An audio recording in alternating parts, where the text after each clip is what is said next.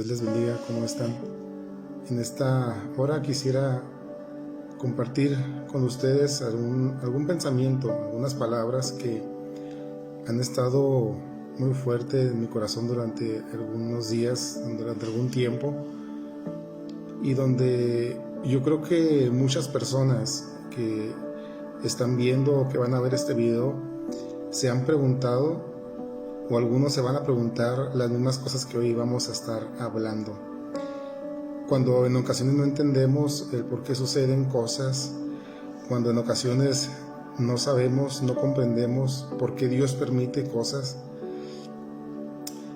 que causan dolor, que causan heridas, que causan angustia, que causan temor, etc. Pero déjame decirte en esta hora que Dios tiene una palabra hoy muy específica para ti. Dios quiere hablar a tu corazón. Me gustaría compartir un versículo que se encuentra ahí en el Evangelio de Lucas, en el capítulo 7, versículo 18 al 23. Todos conocemos la historia de Juan el Bautista.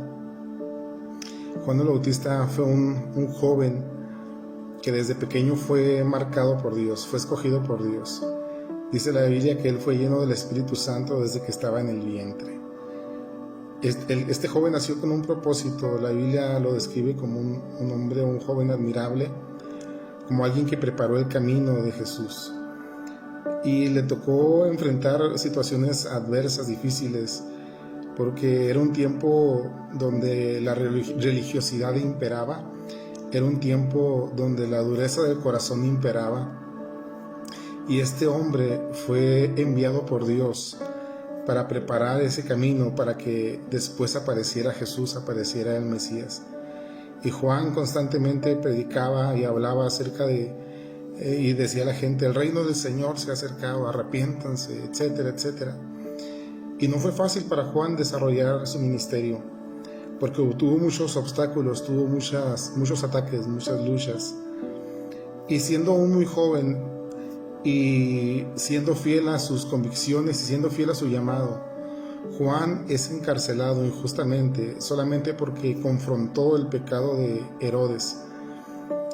Como Juan no estaba de acuerdo con lo que él estaba haciendo, él lo confrontó, lo exhortó, y le manda encerrar. Ustedes conocen la historia, le manda a la cárcel. Y Juan, estando en la cárcel, Juan, pienso yo que tiene momentos, luchas internas fuertes, tremendas, luchas internas donde su fe es probada, donde su fe es sacudida. Y estando en la cárcel, siendo que él había dicho acerca de Jesús que él era el Cristo, que él era el que era enviado por Dios, el Mesías, el cual no era él digno, o sea, Juan no era digno de desatar sus sandalias. Y la Biblia describe, ¿verdad? Nos habla de que Juan testificaba y había testificado de que Jesús era el Mesías. Pero en este momento donde él se encuentra en la cárcel, cuando su fe es puesta a prueba, dice la palabra del Señor, ahí en Lucas, les decía, capítulo 7, versículo 18. Dice la palabra del Señor: los discípulos de Juan le dieron las nuevas de todas estas cosas que Jesús hacía. Y llamó Juan a 2 de sus discípulos y los envió a Jesús para preguntarle: ¿eres tú el que había de venir o esperamos a otro? Miremos aquí entonces el cambio. Notemos aquí la diferencia de lo que Juan tiempo antes había dicho y asegurado, que Jesús era el Cristo, era el que estaban esperando, era el Hijo de Dios. Pero en este versículo notamos cómo Juan, después de que su fe está siendo sacudida y probada, él le dice y manda enviar a Jesús a 2 de sus discípulos y les dice a ellos que le pregunten a Jesús: ¿eres tú el que había de venir o esperaremos a otro? Cuando nuestra fe es probada, cuando nuestra fe es sacudida, cuando pasan cosas que jamás imaginamos que sucedieran, es entonces cuando realmente nuestra mente, nuestro corazón pueden llegar a sufrir colapsos. Juan estaba pasando por un momento difícil, un momento duro. Él nunca se imaginó estar en la cárcel. Él nunca se imaginó que por hacer las cosas bien tendría que estar ahí en la cárcel. Pero él estaba ahí en ese lugar de dolor, de angustia, de tantas y tantas cosas que sucedían. Pero dice la palabra del Señor que cuando los discípulos de Juan le preguntan a Jesús lo que Juan le manda decir a Jesús, que si él era el Cristo o el que había de venir o esperaban a otro, dice la palabra del Señor ahí en el versículo 19. Dice: en esa misma hora Jesús sanó a muchos de enfermedades y plagas y de espíritus malos, y a muchos ciegos les dio la vista. Y respondiendo Jesús les dijo: id, haced saber a Juan lo que habéis visto y oído. Los ciegos ven, los cojos andan, los leprosos son limpiados, los sordos oyen, los muertos son resucitados, y a los pobres es anunciado el evangelio. Bienaventurado es aquel que no haya tropiezo en mí. Juan se encontraba en un momento, les repito, muy difícil, muy complicado. Y este momento le llevó a cuestionarse lo que él antes había afirmado. Pero Jesús, entendiendo un poco lo que Juan estaba viviendo, él les manda a decir a los discípulos, dice que él empezó a sanar gente y empezó a hacer milagros. Y le manda a decir a Juan: dile a Juan que los enfermos son sanados, los que eran ciegos reciben la vista, los que estaban poseídos por demonios, por espíritus inmundos, están siendo liberados. Dile que la obra se está haciendo, que el poder de Dios se está manifestando. Dile que yo sigo haciendo milagros, dile que yo sigo haciendo prodigios, maravillas, que yo sigo sanando, que mi poder no se ha acortado. Estas palabras que Jesús menciona y que Jesús les dice a los discípulos de Juan, estas palabras nos hablan algo muy importante que hoy quiero compartir contigo. Y es por eso que escogí esta historia para compartirte este pensamiento. En ocasiones nos vamos a encontrar en situaciones y en momentos donde vamos a ver a Jesús, vamos a ver a Dios haciendo milagros en otras personas, en otros lugares, sanando a otros, levantando a otros, pero a nosotros tal vez no. En ocasiones a lo mejor nos va a tocar pasar por momentos donde gente está siendo, bendecida, prosperada, donde gente está celebrando, pero tal vez a nosotros hoy nos toca estar de luto, estar tristes. Pero lo que Jesús le responde a los discípulos de Juan también es una respuesta que a ti y a mí nos tiene que quedar muy clara. Aunque Jesús no fue y sacó a Juan de la cárcel, él le dijo: yo sigo haciendo milagros, yo sigo teniendo poder, yo sigo haciendo la obra de mi Padre. En ocasiones los milagros no van a suceder en ti, pero van a suceder en alguien más. En ocasiones la sanidad tal vez no va a llegar a ti, pero puede llegar a alguien más.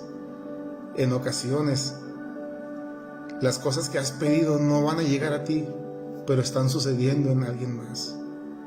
Lo que te quiero decir es que Dios no está lejos, es que el poder de Dios no se ha acortado.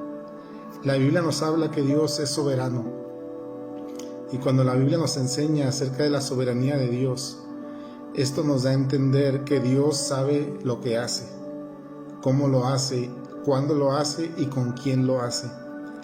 Y a nosotros no nos compete cuestionar a Dios el por qué hace las cosas o el por qué no las hace.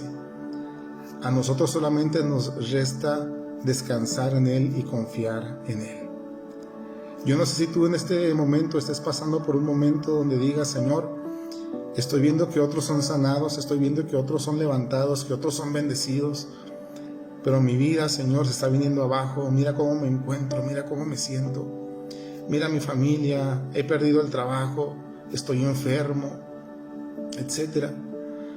y tal vez ves cómo otros son bendecidos, cómo otros están siendo sanados, cómo otros están recibiendo lo que han pedido. Pero solamente quiero decirte una cosa. La Biblia nos habla en Hebreos capítulo 11 acerca de los héroes de la fe. Y la Biblia nos enseña en los últimos versículos que muchos de estos hombres que ni sus nombres se mencionan en la Biblia, dice la palabra del Señor que muchos de ellos murieron sin recibir la promesa o sin ver lo que Dios les había prometido. Y la Biblia dice, eran hombres de los cuales el mundo no era digno. El mundo no era digno de ellos. Déjame decirte algo. Se necesita fe para recibir un milagro, sí. Se necesita fe para recibir una sanidad, sí. Se necesita fe para recibir algo que le has estado pidiendo a Dios, sí. Pero déjame decirte algo, se necesita más fe. Cuando has pedido algo y no lo has recibido, se necesita más fe para seguir creyendo aunque no recibas el milagro. Dios es soberano. Él sabe cuándo lo va a hacer, dónde lo va a hacer y con quién lo va a hacer.